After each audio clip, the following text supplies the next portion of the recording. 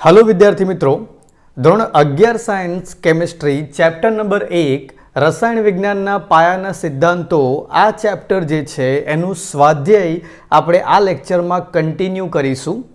આમ તો આપણે અત્યારે એપ્લિકેશન પર આપણું 90% ફોકસ કરી રહ્યા છીએ। ધોરણ 12ના સ્ટુડન્ટ્સ માટે એમનો કોર્સ ફક્ત 1.5 મહિનામાં પૂરો કરવાની તૈયારી કરી રહ્યા છે। બટ 18 ઓક્ટોબરે જે અલગ અલગ સ્કૂલમાં પરીક્ષા છે એમાં એ સ્ટુડન્ટ જે આપણી એપ્લિકેશન પર જોડાયેલા છે અને 11મા ધોરણમાં છે એમની પરીક્ષામાં જે ચેપ્ટર 1 અને ચેપ્ટર 2ના જે દાખલાઓ આવવાના છે એમાં એમને તકલીફ ના પડે એટલા માટે આપણે અત્યારે વચ્ચે એટલે એક અઠવાડિયાના જેટલા પણ વિડીયોઝ આવે છે તો એમાં વચ્ચે 1 કે 2 વિડીયોની અંદર હું ચેપ્ટર 1 11માનું અને ચેપ્ટર 2 11માનું એના જે દાખલાઓ જે છે તે કવર કરી આપું છું। એના પછી પ્રાઇમ ફોકસ 12મા ધોરણનો કોર્સ રહેશે અને 12મા ધોરણનો કોર્સ પૂરો કર્યા પછી આપણે જે ચેપ્ટર 3 ચેપ્ટર 4 11મા ધોરણનું ચેપ્ટર 3 ચેપ્ટર 4 5 6 આ જે 4 ચેપ્ટરના આપણે સ્વાધ્યાય અને ઉદાહરણ જે બાકી છે તે કમ્પ્લીટ કરવાના છે। તો જે 11મા ધોરણના સ્ટુડન્ટ આપણી એપ્લિકેશન પર ભણી રહ્યા છે તે લોકો આ વાતની નોંધ લેશો। અને હવે આપણે શરૂ કરીએ ચેપ્ટર નંબર 1નું સ્વાધ્યાય। જ્યાં સુધી આપણે કરાવ્યું છે તે છે એક્સરસાઇઝો। ઉદાહરણ આપણે બધા જ વિડીયોમાં ઓલરેડી આગળના વિડીયોમાં કરી ચૂક્યા છે, પ્લસ એક્સરસાઇઝનો 1 2 અને 3 એમાં પહેલો અને બીજો કરાવ્યો, ત્રીજો જે છે તમને હોમવર્કમાં આપવામાં આવ્યો હતો। એટલે હવે આપણે શરૂ કરીએ છીએ ચોથા નંબરના સવાલથી। જો બહુ સિમ્પલ છે, મોલ કોન્સેપ્ટ ઉપરથી આ સવાલ છે કે 1 મોલ કાર્બનને હવામાં બાળતા ઉત્પન્ન થયેલા CO2નું પ્રમાણ ગણો। તો જો ખબર હોવી જોઈએ કે કાર્બન હવામાં બાળીએ છીએ એટલે ઓક્સિજનની હાજરીમાં કાર્બનનું દહન કરવાનું, શું પેદા થવાનું? CO2। હવે આ સમીકરણ ચેક કરી લો, બેલેન્સ છે? હા, સરસ બેલેન્સ છે, બરાબર। અને જોઈને જ આપણને ખબર પડે છે કે 1 મોલ કાર્બન જે છે તેને 1 મોલ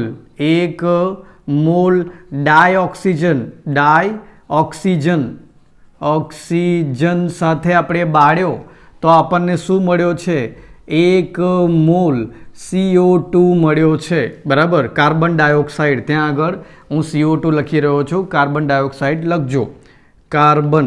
ચલો, ઓકે। તો આનો મતલબ શું થાય? આપણે બધા જાણીએ છીએ કે કાર્બનનું જે મોલર દળ જે છે, બરાબર, તે કેટલું આપેલું છે? 12 ગ્રામ। એટલે અહીંયા 1 મોલનું દળ, 1 મોલ કાર્બનનું દળ કેટલું? 12 ગ્રામ।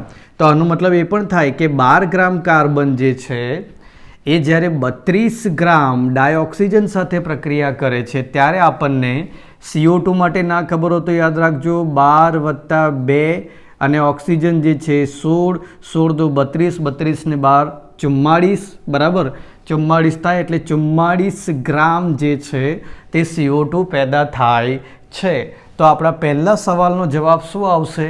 બરાબર, પહેલા સવાલનો જવાબ એવો આવશે કે જો ગ્રામમાં પૂછે તો 44 ગ્રામ CO2 અને મોલમાં પૂછે તો 1 મોલ CO2 પેદા થશે। આ તમારા પહેલા સવાલનો જવાબ આવશે। હવે આ બાજુ બીજા નંબર પર 1 મોલ કાર્બનને 16 ગ્રામ ડાયોક્સિજન સાથે બાળવામાં આવે તો?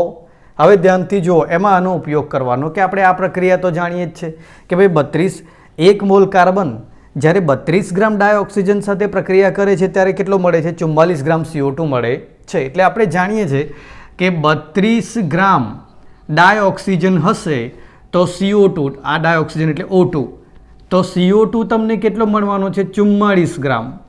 તો પછી 16 ગ્રામ ડાયોક્સિજન હશે તો કેટલો મળશે? ચોકડી ગુણાકાર કરતા આવડે? 16 ગુણ્યા 44 ના છેદમાં 32, આ રીતે કરશો તો તમને મળી જશે આન્સર 22 ગ્રામ CO2 મળશે। 22 ગ્રામ CO2 એટલે જો 1 મોલ 44 ગ્રામ, 44નું અડધું 22 થાય એટલે આપણે એવું કહી શકીએ કે 0.5 અડધો મોલ CO2 મળશે। ગ્રામમાં પૂછે તો 22 ગ્રામ CO2 મળશે। તો આ રીતે આ બંને સવાલ જે છે તે મોલ કોન્સેપ્ટ ઉપરથી તમારે સમજવાના છે। અને આની પછી જે ત્રીજા નંબરનું, આ 1 અને 2 નંબર, ત્રીજા નંબરનું જે છે તમારે હોમવર્કમાં પ્રેક્ટિસ કરીને મને આપણી એપ્લિકેશનના ચેટ બોક્સમાં મોકલવાનું રહેશે। ત્યારબાદ 1.5 નંબરનો સ્વાધ્યાયનો સવાલ ધ્યાનથી જુઓ, બહુ સરસ છે કે 500 ml 0.375 મોલર એટલે મોલારિટી આપેલી છે. જલીય દ્રાવણ બનાવવા માટે જરૂરી સોડિયમ એસિટેટ CH3COO નું દળ વજન ગણો અને એનું મોલર દળ જે છે તમને આપેલું છે. તો જો સાંભળો, અહીંયા શું શું આપેલું છે એની પર પહેલાં ફોકસ કરો. પહેલાં આપેલું છે તમને કદ આપેલું છે, કેટલું છે 500 ml આપેલું છે, તો લીટરમાં 0.5 લીટર થશે, બરાબર. બીજું તમને આપેલી છે મોલારિટી. શું આપેલું છે? મોલારિટી આપેલી છે 0.375 મોલર આપેલી છે. અને કીધું છે તમને કે તમારે માસ શોધવાનું છે. શું શોધવાનું છે? માસ. માસ એટલે દળ શોધવાનું છે. કોનું? સોડિયમ એસિટેટનું. તો બહુ સિમ્પલ છે. જો આનો જ ઉપયોગ કરીશું આપણે. મોલારિટી આપી છે, કંઈ વાંધો નહીં, વ્યાખ્યા આવડવી જોઈએ. મોલારિટીની વ્યાખ્યા શું થાય? દ્રાવ્યના મોલ એના છેદમાં આવે દ્રાવણનું કદ લીટરમાં. બસ કામ થઈ ગયું. 0.375 મોલ જે છે આપણને નથી ખબર એટલે આપણે એને n કહીશું અને લીટરમાં કદ કેટલું છે? 0.5 આપેલું છે.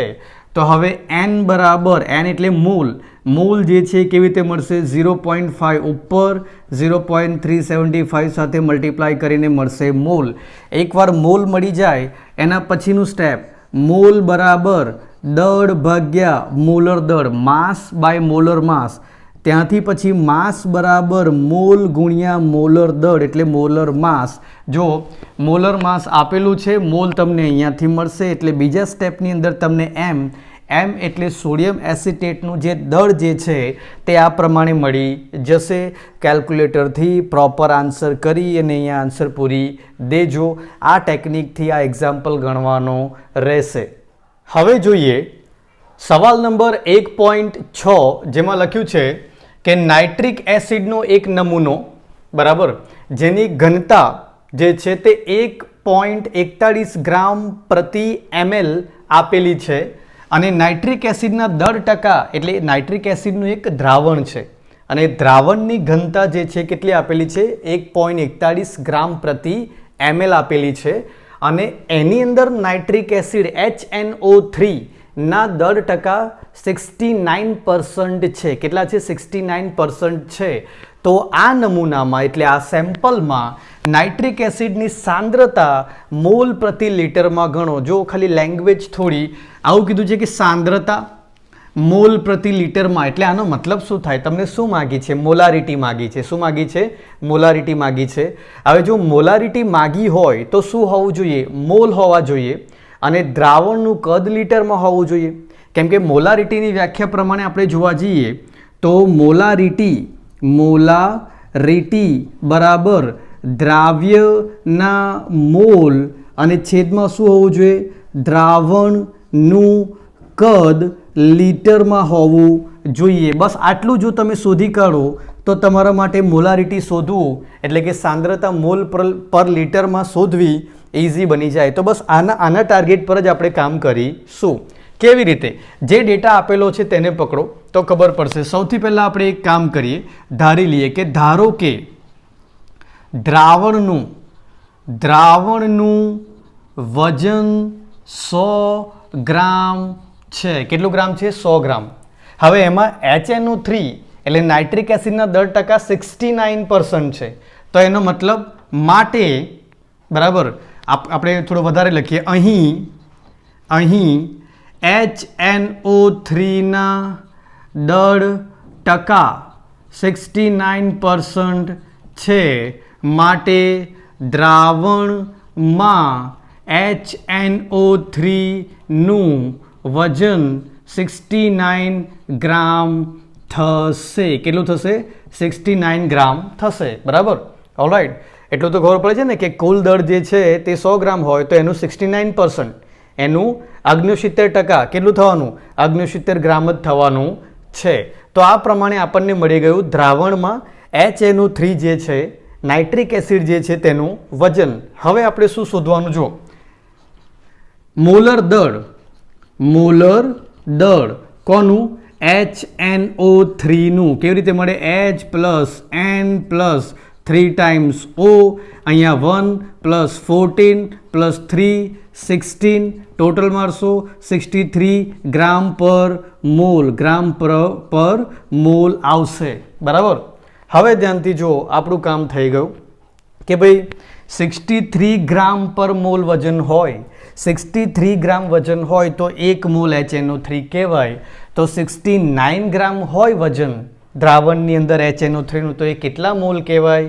તો પહેલાં આવું લખવાનું કે 63 ગ્રામ HNO3 બરાબર 1 મોલ, બરાબર 1 મોલ HNO3, કેમ કે મોલર દળ કેટલું મળ્યું છે? 63 ગ્રામ. તો 69 ગ્રામ અહીં જે દ્રાવણની અંદર HNO3 છે એના બરાબર કેટલા મોલ? 69 into 1/63. આ મળી જશે તમને HNO3 ના દ્રાવણમાં મોલ મળી જશે. એટલે આપણને HNO3 નાઇટ્રિક એસિડ એટલે આપણું દ્રાવણમાં રહેલું દ્રાવ્ય એના મોલ મળી ગયા. એ તો જોઈતું તું અહીંયા મોલ મૂકવાના છે, એટલે આ જગ્યા પર જે મળશે તે HNO3 ના મોલ. પહેલાં તો આટલું કમ્પ્લીટ કરવાનું. એના પછી શું?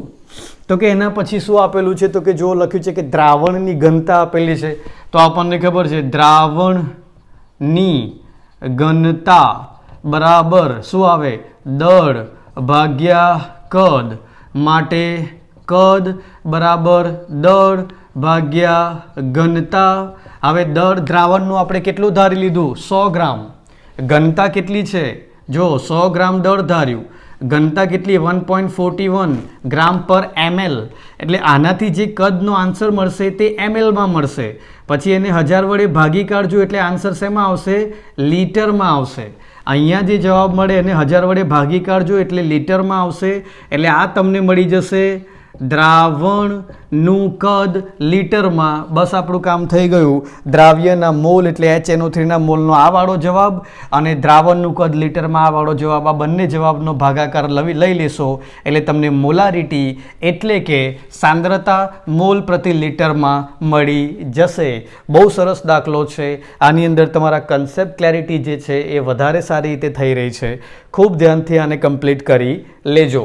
ત્યારબાદ આપણે જોઈએ 1.7 નંબરનો સવાલ, જે સહેલો સવાલ છે પણ મોલ કોન્સેપ્ટની ક્લેરિટી આના ઉપરથી વધારે આવે છે. જો 100 ગ્રામ કોપર સલ્ફેટમાંથી કેટલું કોપર મેળવી શકાય? તો જો જોઈને જ ખબર પડે છે કે જો હું 1 મોલ CuSO4 લઉં, બરાબર, તો તેમાં 1 મોલ CuSO4માં કોપર કેટલું હશે?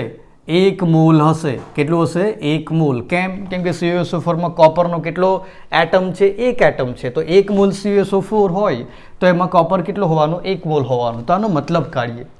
CuSO4નું તમે જો મોલર દળ ગણો તો એ જવાબ આવશે તમને 159.5 ગ્રામ પ્રતિ મોલ.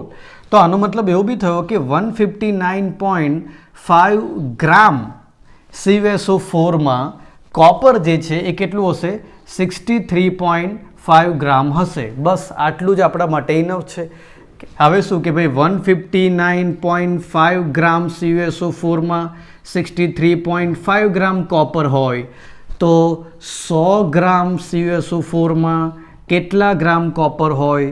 તરત જ 100 ગુણ્યા 63.5 એના છેદમાં 159.5 ગ્રામ કરશો એટલે તમને કોપરનું જે દળ જોઈએ છે તે મળી જશે. પણ એની પહેલાં તમને એ ખબર હોવી જોઈએ કે આ 1 મોલ CuSO4નું મોલર દળ કેવી રીતે મેળવ્યું. બાજુમાં કરીને બતાવી દઉં છું.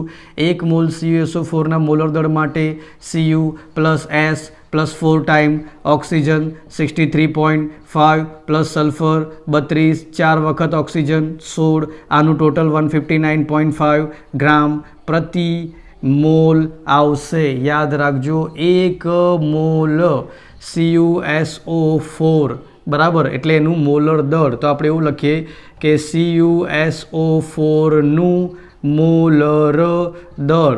અને યાદ રાખજો કોપર પરમાણુ માટે તેનું પરમાણુય દળ એ જ એનું શું થશે? મોલર દળ થશે, બરાબર. કેમ કે મોલર દળની વ્યાખ્યામાં જુઓ, બરાબર, પરમાણુય અને આણ્વીય દળ જે છે એના બરાબર શું હોય છે? મોલર દળ હોય છે. એવું આપણું ટેક્સ્ટબુકની અંદર જ લખીને આપેલું છે.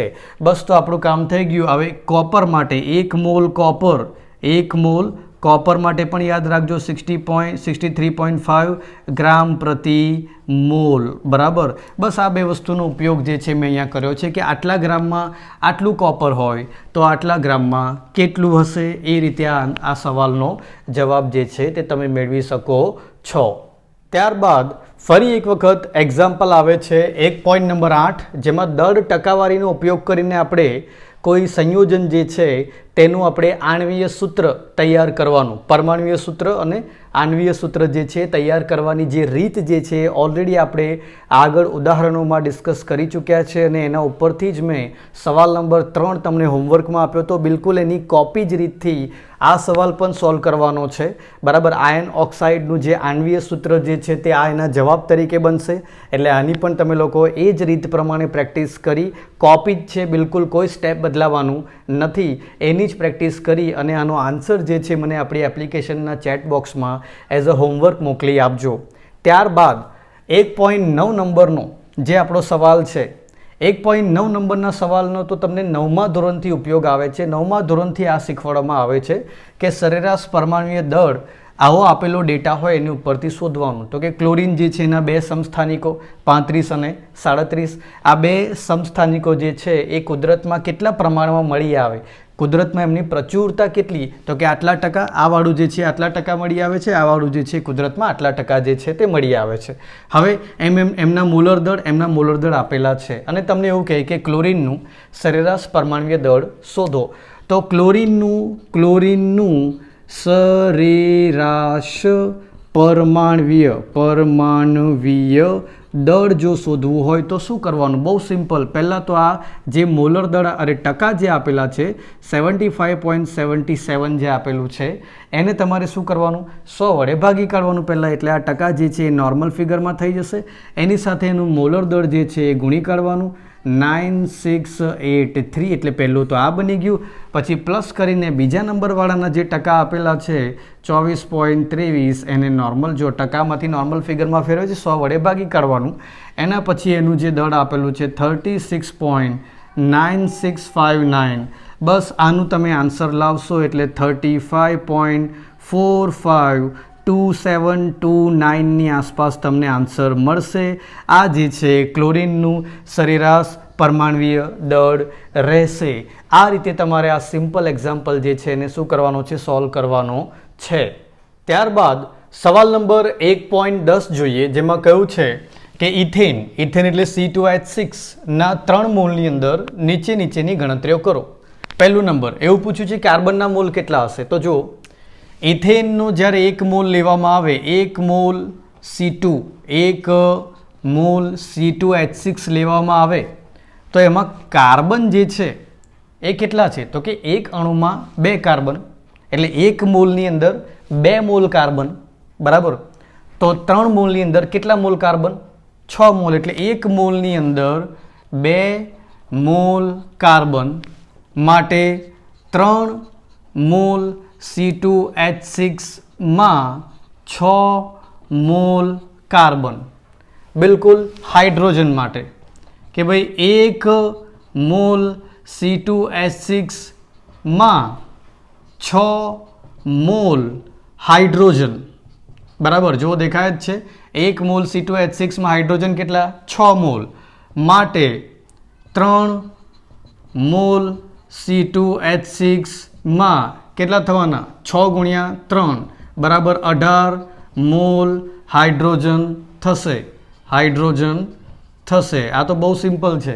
બીજું આગળ ઇથેનના અણુની સંખ્યા તો બહુ સિમ્પલ છે કે ભાઈ 1 મોલ હોય, 1 મોલ ઇથેન C2H6 તો અણુની સંખ્યા 6.022 × 10⁻23 એવોગેડ્રો, બરાબર, અણુઓની સંખ્યા. તો 3 મોલ C2H6 માં કેટલા થાય? 3 ગુણ્યા 6.022 × 10⁻23 જેટલા ઇથેનના અણુઓ થશે, બરાબર. તો આ રીતે તમારે આ 3 સવાલ જે છે એના જવાબ આપવાના છે. ત્યારબાદ 1.11 નંબરનો દાખલો, આમ તો સિમ્પલ છે, મોલારિટીનો છે, પણ થોડુંક અંદર આ જે ખાંડ જે આપેલી છે, બરાબર, C12H22O11, બસ એના માટે આ કરાવી રહ્યો છું. થોડો ફાસ્ટ કરાવી દઈશ. જો સાંભળો કે 20 ગ્રામ ખાંડને પાણીમાં ઓગાળી અને અંતિમ કદ એટલે દ્રાવણનું જે કદ જે છે 2 લિટર કરવામાં આવ્યું.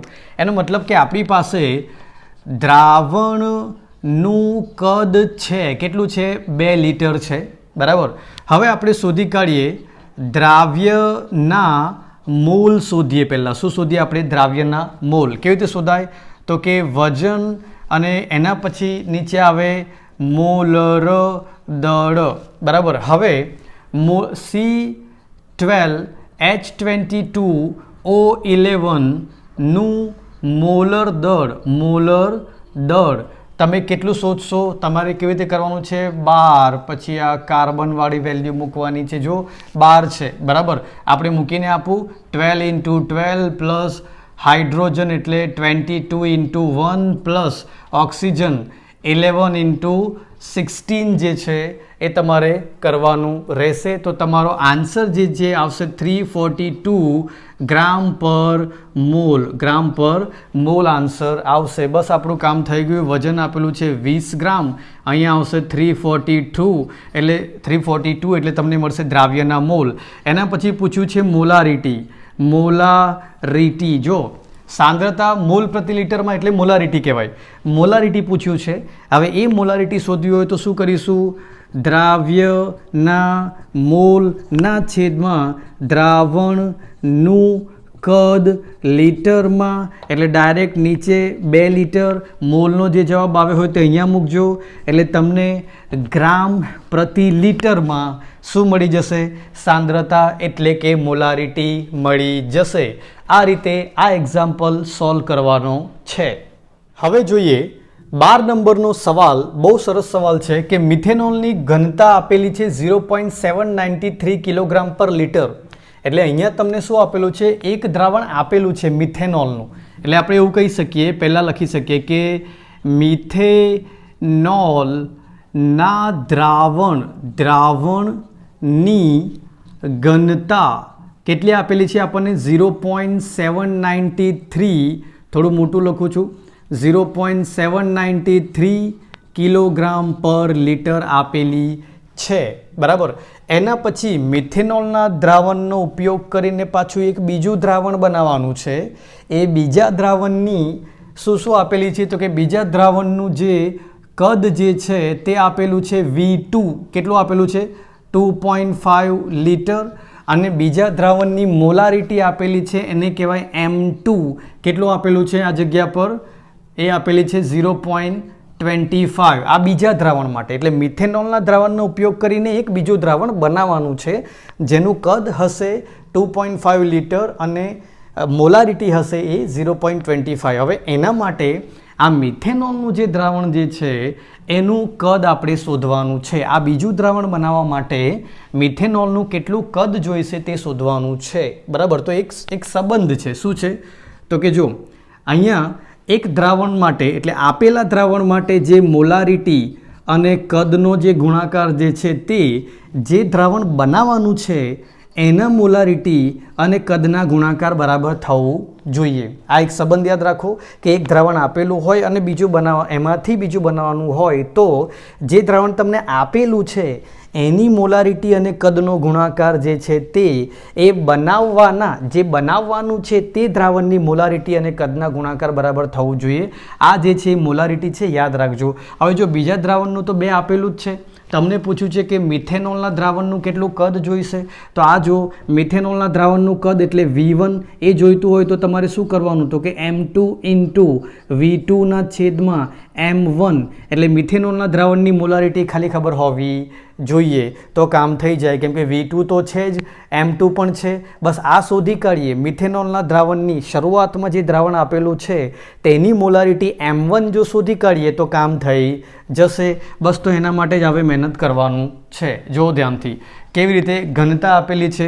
હવે જો એક થોડું નોટ બનાવીને અલગથી લખી દેજો કે મોલારિટી બરાબર આપણને ખબર છે કે મોલના છેદમાં કદ એટલે મોલ ભાગ્યા કદ, પણ મોલ બરાબર આપણને ખબર છે શું? માસ ભાગ્યા મોલર માસ, અને આ કદ તો ખરું જ. કોઈને આ સમજ ના પડતી હોય તો આ રીતે લખું છું, માસ બાય મોલર માસના છેદમાં કદ. થોડુંક વ્યવસ્થિત અરેન્જ કરીએ તો કેવી રીતે લખાય? માસ, મોલર માસ અને કદ. હવે આ જુઓ, મોલર માસ ભાગ્યા કદ, મોલર માસ નહીં, માસ ભાગ્યા કદ, એને શું કહેવાય? ઘનતા કહેવાય. તો આ જગ્યા પર તમે ઘનતા એટલે ડેન્સિટી, ઘનતાના છેદમાં મોલર માસ, જો આ નીચેનું એમ તો છે જ, તો આવી રીતે પણ મોલારિટી જે છે એ શું થઈ શકે? વ્યાખ્યાયિત થઈ શકે. એટલે ઘનતા ભાગ્યા મોલર દળ કરવાથી પણ શું મળી શકે? મોલારિટી મળી શકે. બસ આનો જ આપણે ઉપયોગ કરવાનો છે, કેમ કે મિથેનોલના દ્રાવણની શું આપેલી છે? ઘનતા આપેલી છે. હવે મિથેનોલ જે છે CH3OH એનું મોલર દળ, મિથેનોલ CH3OH નું મોલર દળ જે છે એ કેટલું આવશે? 32 ગ્રામ પર મોલ આવશે. 32 ગ્રામ પર મોલ આવશે. એને કિલોગ્રામમાં કરવું હોય તો 0.032 કિલોગ્રામ પર મોલ થશે. બરાબર. હવે આપણે મોલારિટી એટલે M1 કોનું? મિથેનોલના દ્રાવણની મોલારિટી એટલે શું થાય? M1 શોધ્યું હોય તો કેવી રીતે મળશે? તો કે ઘનતાના છેદમાં મોલર દળ. બરાબર. આપણે આ રીતે જ લખીએ છીએ જેથી માં કન્ફ્યુઝ ના થાવ. ઘનતાના છેદમાં મોલર દળ, ઘનતા જે છે એ 0.032 કિલોગ્રામ પર મોલ. ઘનતા જે છે કેટલી મળી છે? 0.793 કિલોગ્રામ પર લિટર, અને અહીંયા મોલર દળ કેટલું છે? 0.032 કિલોગ્રામ પર મોલ જે છે. આનાથી તમને મળી જશે M1 એટલે મિથેનોલના દ્રાવણની મોલારિટી. એને તમે અહીંયા મૂકી દેશો એટલે તમને મિથેનોલના દ્રાવણનું જોઈતું કદ, એટલે કેટલું કદ મિથેનોલનું દ્રાવણ લઈશું તો તમને આ નવું દ્રાવણ આટલી મોલારિટીવાળું અને આટલા કદનું મળશે એ મળી જશે. તો બહુ સરસ દાખલો છે. આ રીતે આ એક્ઝામ્પલ જે છે એને શું કરવાનો છે? સોલ્વ કરવાનો છે. બીજી એક મહત્ત્વની વાત કહી દઉં કે મોટાભાગની જગ્યા ઉપર આપણે મોલર દળ જે છે એને ગ્રામ પ્રતિ મોલમાં જ લઈએ છીએ, પણ આ જગ્યા પર આપણે મોલારિટી શોધવા માટે ઘનતા અને મોલર દળ સૂત્રનો ઉપયોગ કર્યો. હવે એમાં ઘનતા જે છે એનો એકમ કિલોગ્રામ પર લિટરમાં છે, એટલા માટે આપણે આ મોલર દળ જે છે એને આપણે આ ગ્રામ પર મોલમાંથી કિલોગ્રામ પર મોલમાં ફેરવવું પડ્યું. બરાબર. આ વસ્તુ આપણે ફિઝિક્સની અંદર જે છે એ પણ ભણી ગયા છે કે જ્યારે તમે બે રાશિઓને ભેગી કરો, એક સૂત્રનો ભાગ બનતી હોય ત્યારે એમના એકમ જે છે કેવા હોવા જોઈએ? સમાન હોવા જોઈએ. આવું ફિઝિક્સની અંદર જે છે તે ભણાવવામાં આવે છે પહેલા ચેપ્ટરની અંદર. અને એ ફિઝિક્સમાં નહીં તો આજથી ના ભણ્યા હોય તો આજથી આ વસ્તુ યાદ રાખી લેજો. તો આ રીતે તમારે 12 નંબર સુધીના સવાલ જે છે તે સોલ્વ કરવાના રહેશે.